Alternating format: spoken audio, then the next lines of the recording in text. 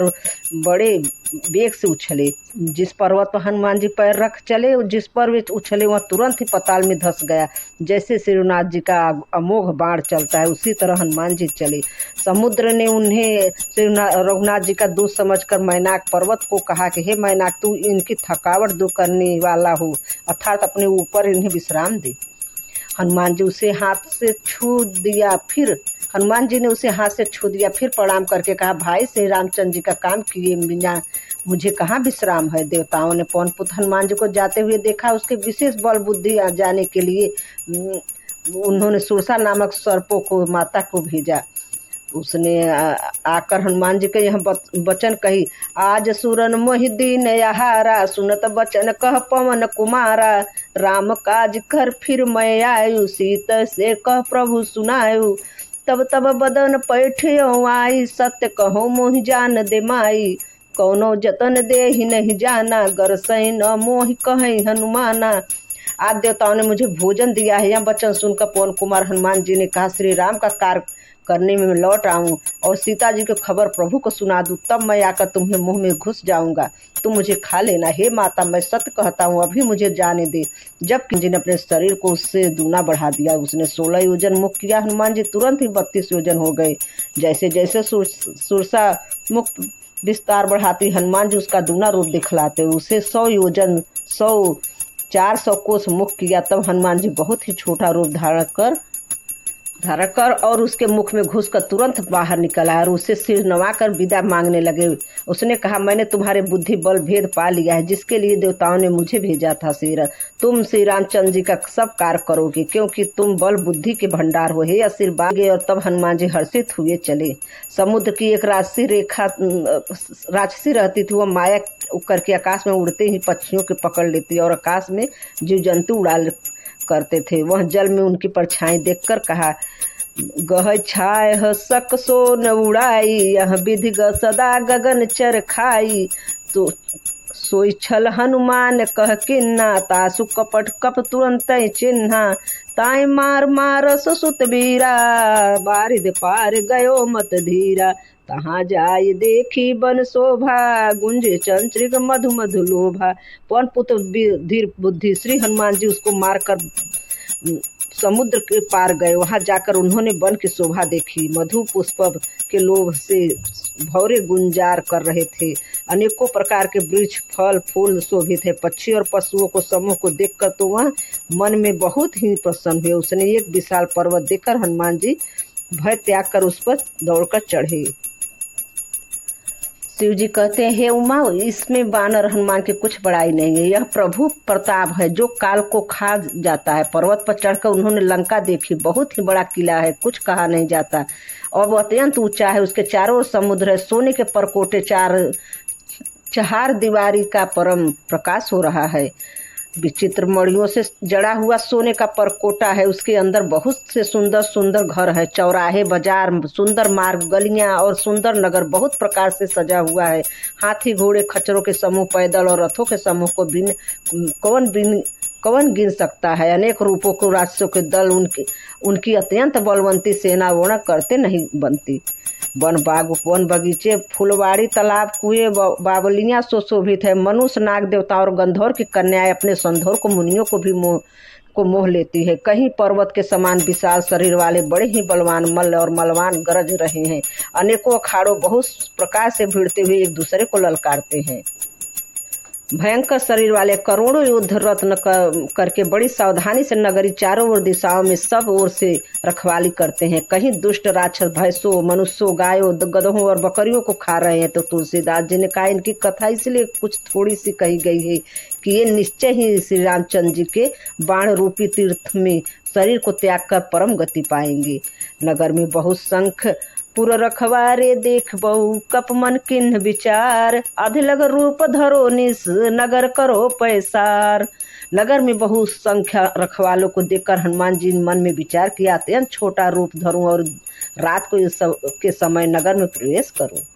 मसक समान रूप कप धरी, लंकै चलै सुमिर नर हरि, नाम लंकनी एक निसचरी, सो कहि चले समोहिनी दरी। हनुमान जी मच्छर के समान छोटा सा रूप धारण कर रूप से लीला करने वाले भगवान श्री रामचंद्र जी का स्मरण करके लंका को चले। लंका के द्वार पर लंकिनी नामक एक राक्षसी रहती थी। वह बोली, मेरा निरादर करके बिना मुझसे पूछे कहाँ चले जा रहे हैं? हे मूर्ख, तूने मेरा भेद नहीं जाना। जहाँ तक जितने चोर हैं वे सब मेरे आहार हैं। महाकपि हनुमान जी ने उसे एक घूसा मारा, जिससे खून की उल्टी करते हुए पृथ्वी पर लुढ़क पड़ी। वह लंकिनी फिर अपने को संभाल उठी और डर के मारे हाथ जोड़कर विनती करने लगी। वह बोली, रावण को ब्रह्मा जी ने वर दिया था कि तब चलते समय उन्होंने मुझे राक्षसियों के विनाश की यह पहचान बता दी थी। अब जब तू बंदर के मारने से व्याकुल हो जाए तब तू राक्षसों का सहार हुआ जान लेना। हे तात, मेरे बड़े पुण्य है कि जो श्री रामचंद्र जी के दूत आप के नेत्रों को देख पाऊं। तात स्वर्ग अपर्ग सुख धरो तुलाई एक यंग, तुले न ताहि सकल मिल जो सुख लो सतसंग।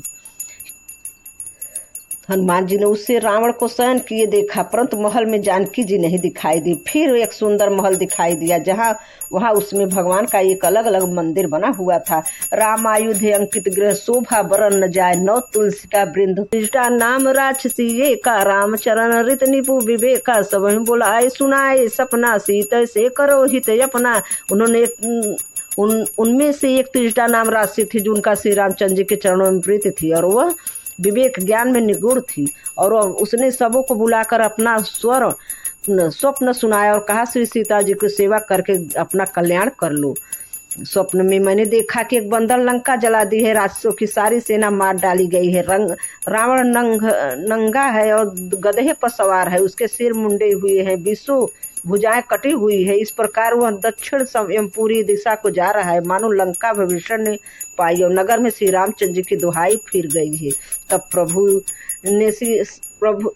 ने सीता जी को बुला भेजा है। मैं पुकार कर निश्चय के साथ कहती हूँ कि यह स्वप्न 4 पहर में हुआ सुनू हूँ, कुछ दिनों बाद सत्य होकर रहेगा। उसके वचन सुनकर सब राक्षसियों डर गए और जानकी के चरणों में गिर पड़ी। इसके बाद भी जब सब जहाँ तहाँ चली गई, सीता जी मन में सोच करने लगी कि 1 महीना बीत जाने पर नीच राक्षस रावण मुझे मारेगा। सीता जी हाथ जोड़कर त्रिजटा से बोली, हे माता, तू मेरी विपत्ति की संगिनी हो, जल्दी कोई ऐसा उपाय कर जिससे मैं शरीर छोड़ सकूं। विरह असहा हो गया चला है, अब मैं यहाँ सहा नहीं जाता। काठ लगाकर चिता बनाकर सजा दे हे माता, फिर उसमें आग लगा दे। हे सयानी, तू मेरी प्रति की सत्य कर दे। रावण के सूल के समान दुख देने वाले बाणी कोने से कौन सुनेगा। सीता जी बसन सुनकर सीता जी चरण पकड़कर उन्हें समझा और प्रभु प्रताप बल और सुयश सुनाया। उसने कहा, हे सुकुमारी सुनो, रात्रि के समय आग नहीं मिलेगी यहाँ। ऐसा कहकर वह अपने घर चली गई। सीता जी मन मन में कहने लगी, क्या करूं, विधाता विपरीत हो गया है, न आग मिलेगी न तो पीड़ा मिटेगी। आकाश में अंगारे प्रकट दिखाई दे रहे हैं, पर पृथ्वी पर तो एक तारा भी नहीं आता। चंद्रमा है, किंतु वह भी अपने मानो बहुत हतभाग्नि जानकर आग नहीं बरसाता। अब अशोक वृक्ष मेरी विनती सुन, मेरा शोक हर ले और अपना शोक नाम सत्य कर दे। तेरे नए नए कोमल पत्तियों अग्नि के समान है, अग्नि दे। विरह रोग का अंत मत कर, अर्थात विरह रोग को बढ़ाकर सीता तक न पहुंचा। सीता को ऐसे विरह परम व्याकुल देखकर वह क्षण हनुमान जी के कल्प के समान बीता। कपि कर हृदय विचार, दिन मुद्रिका डार, तब जन व शोक अंगार, दिन हरस उठकर गयो।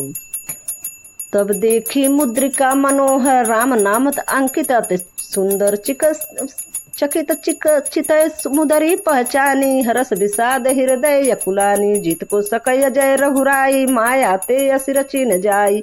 सीता मन विचार कर नाना, मधुर वचन बोले हनुमाना, चंद्र गुण बरनै लागा, सुनते सीता कर दुख भागा, लागी सुनेश्वर मन लाई, यादेव ते सब कथा सुनाई। शरणामित जे कथा सुनाई, कहि सो प्रगट होत किन भाई, तब हनुमंत निकट चल गयऊ, फिर बैठम विश्वम्भयऊ। रामदूत मैं मात जानकी, सत्य शपथ करुणा निधान की, यह मुद्रिका मातु मैं आनी, दिन राम तुम कह सहदानी। नर बानर संग कहूँ कैसे, कही कथा भय संगत जैसे, कब के वचन सम प्रेम सुन उपजा मन विश्वास, जाना मन क्रम वचन यह कृपा सिंध कर दास। अतः मेरे हृदय में बड़ा भारी संदेह होता है कि तुम जैसे बंदर राक्षसों को कैसे जीतेंगे। यह सुनकर हनुमान जी अपना शरीर प्रकट किया। सोने के पर्वत के समेरु से आकाश का अत्यंत विशाल शरीर था। युद्ध के में शत्रुओं की हृदय में भय उत्पन्न करने वाला अत्यंत बलवान और वीर थे। यह सब देखकर सीता मन में विश्वास हो गया। हनुमान जी फिर छोटा रूप धारण कर लिया। हे माता सुनो, वानरों में बहुत बल बुद्धि नहीं होती, परंतु प्रभु के प्रताप से बहुत छोटा सर्प भी गरुड़ को खा सकता है। अत्यंत निर्बल भी यह महान बलवान को मार सकता है। उन्होंने एक बहुत सा बड़ा वृक्ष उखाड़ दिया और उसके प्रहार से लंकेश्वर रावण के पुत्र मेघनाथ को बिना रथ पर कर दिया।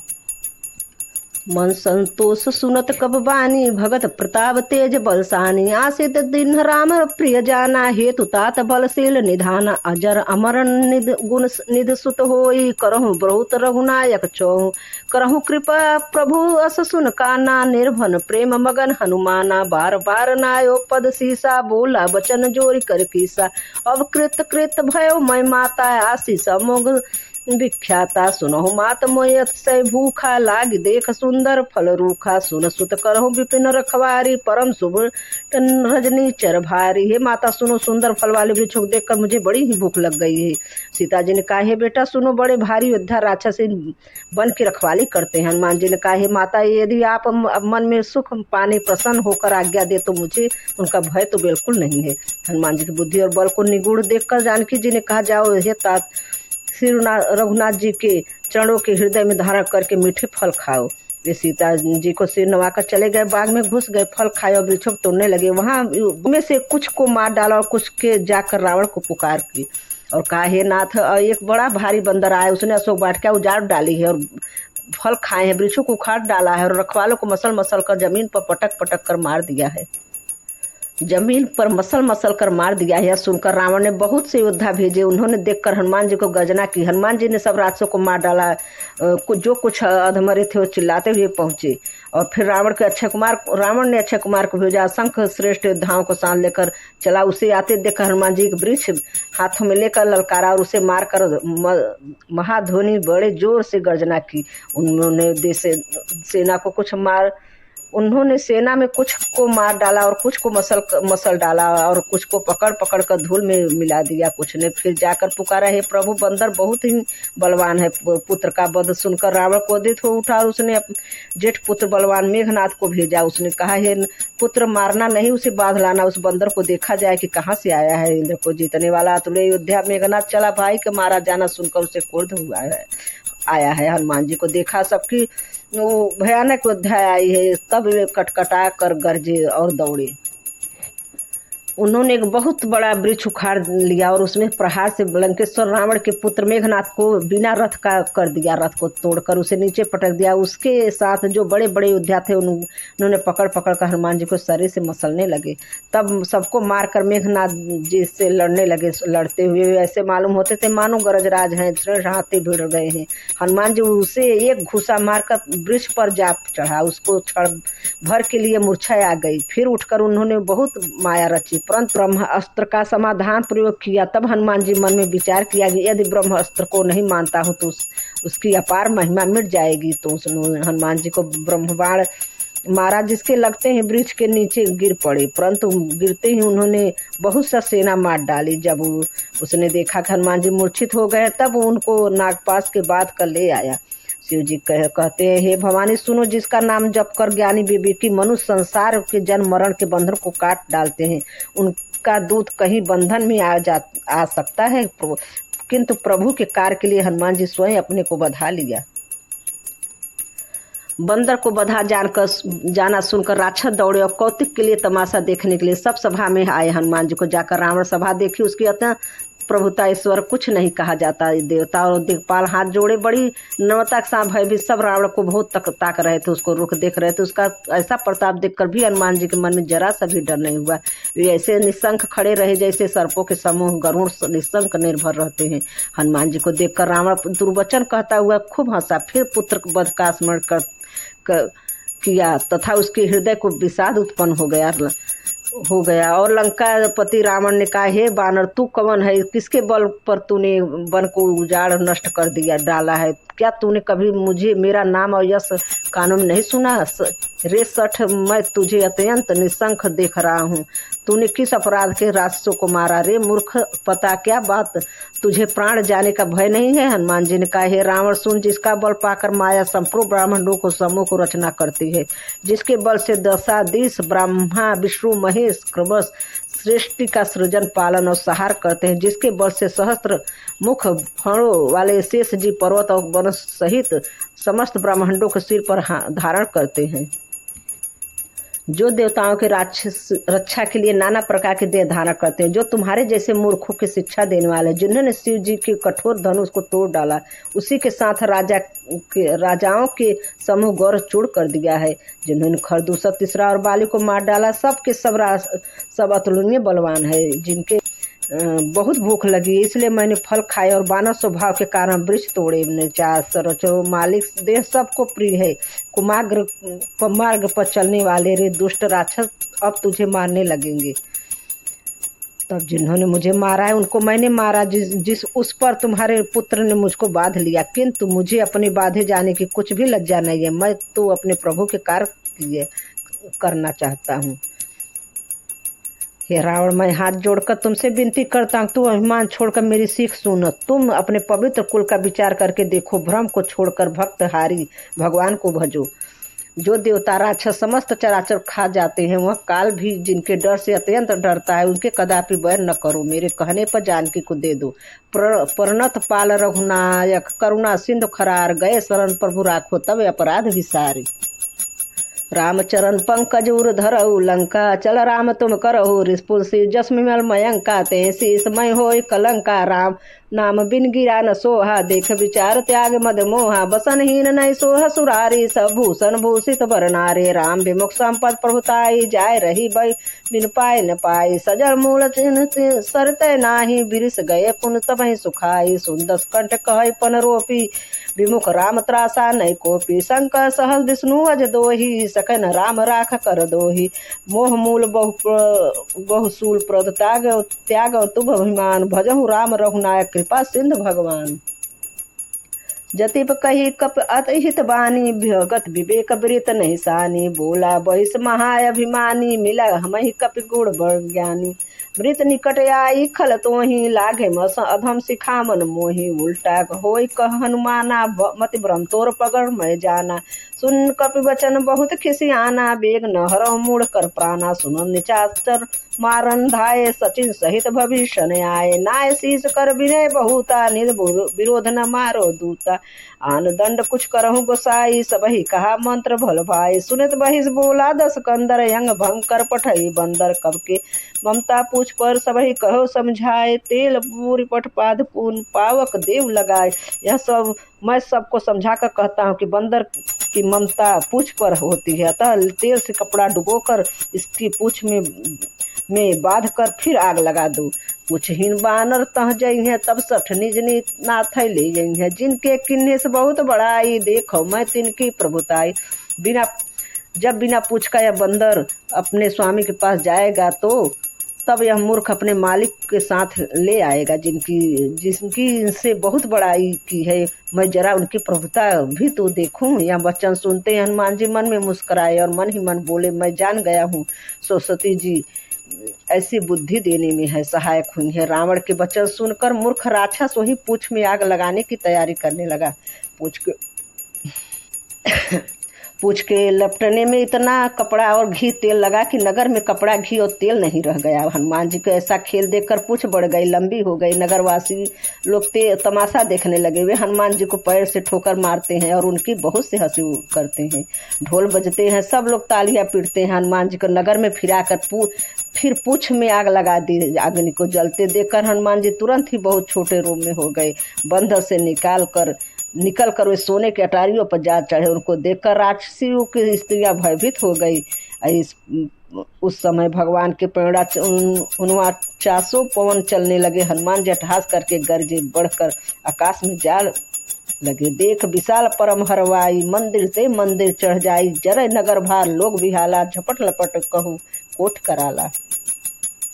देह बड़ी विशाल परंतु वे हल्की फुर्तीली में दौड़ कर एक महल से दूसरे महल पर चढ़ जाते। नगर जल रहा है, सब लोग बेहाल हो गए हैं। आग की करोड़ों भयंकर लपटें झपट रही है। हाय बप्पा, हाय मैया, इस अवसर पर कौन बचाएगा। चारों ओर ही पुकार सुनाई पड़ रही थी। इतने में महल में ही कहा था कि हम यह बानर नहीं है, बानर का रूप धरे कोई देवता है। तो के अपमान का यह फल है। नगर अनाथ के नगर की तरह जल रहा है। हनुमान जी एक ही क्षण में सारा नगर जला डाला और भविष्य का घर नहीं जलाया। एक भविष्य का घर नहीं जला। शिव जी कहते हैं, पार्वती जिन्होंने अग्नि को बनाया, हनुमान जी उन्हीं के दूत हैं, इसी कारण वे अग्नि से नहीं जले। हनुमान जी, शिव जी कहते हैं, पार्वती जिन्होंने अग्नि को बनाया, हनुमान जी उन्हीं के दूत हैं, इसी कारण वे अग्नि से नहीं जले। हनुमान जी ने उलट पलट कर एक ओर से दूसरी ओर तक सारी लंका जला दी। फिर वे समुद्र में कूद पड़े। पूछ बुझाई खोई श्रम धर लघु रूप बहुर, जनक सुता के आगे ठार बहे को जोर मास मोह दीजिए कुछ चिन्हा, जैसे रघुनायक मोह दिन्हा, चूड़ा मर उतार तब देव हरे समेत पवन सुत लेऊ। हनुमान जी ने कहा, हे माता मुझे कोई चिन्ह पहचान दीजिए जैसे रघुनाथ जी मुझे दिया। तब सीता जी ने चूड़ा मणि उतार के दी। हनुमान जी को उसको बड़े हर्ष से ले लिया। जानकी जी ने कहा, हे तात मेरा प्रणाम निवेदन करना, इस प्रकार कहना है, अब आप कृपा करके पूर्ण काम कीजिए, आपको किसी प्रकार कामना नहीं है, तथापि हम दीन दुखियों पर दया करके आपका विरध है। मैं दीनहीन हूँ, अतः उस विरध को याद करके हे नाथ मेरे भारी संकटों को दूर कीजिए। तात सक्रसुत कथा सुनाए, बान प्रताप प्रभु समझाए, मास दिवस महनाथ न आवा, तो पुन मोहि जियत नहीं पावा, कप के विधि राखो प्राणा, तुम तात कहत अब जाना, तुहि देख शीतल भय छाती, पुन मोसो को सो दिन राति। जनक सुत समझाऊ कर बहुविध धीरज दिन, चरण कमल सिर नाय, कप गौन राम पहुकिन चाहिए नहीं। इस प्रकार राजा सुग्रीव मन विचार कर ही रहे थे, सही कर ही रहे थे। सब ने आकर सुग्रीव के चरणों में सिर नवाया। कपि राजा सुग्रीव सभी ने बड़े प्रेम के साथ मिले, उन्हें सकुशल पूछी और तब बानो उत्तर दिया के चरणों के दर्शन से सब कुछ सकुशल हुआ। श्री राम जी की कृपा से विशेष कार्य हुआ। कार्य की विशेषता सफलता देखकर नाथ काज किन्ने हनुमाना, राख सकल कपिन के प्राणा, सुन सुग्रीव बहुरते मिलई, कपिन सहित रघुपत पही चलई। राम भजन छोड़कर दूसरों की बात नहीं सुहाती। यह स्वामी सेवक का संवाद जिसके हृदय में आ गया, वहीं से रघुनाथ जी के चरणों में भक्ति पा गया। प्रभु के वचन सुनकर बानरगण कहने लगे, कृपाल आनंद कंद श्री रामचंद्र जी की जय हो, जय हो, जय हो, श्री रामचंद्र जी की जय हो। श्री रघुनाथ जी कपिराज सुग्रीव को बुलाया और कहा, चलने की तैयारी करो। अब विलंब किस कारण किया जाए। बानरों को तुरंत आज्ञा दी और भवानी की यह लीला भगवान की तुरंत आज्ञा दी। भगवान की यह लीला रावण वध की तैयारी देखकर बहुत से फूल बरसा कर हर्षित होकर देवता आकाश से अपने अपने लोक में चले गए।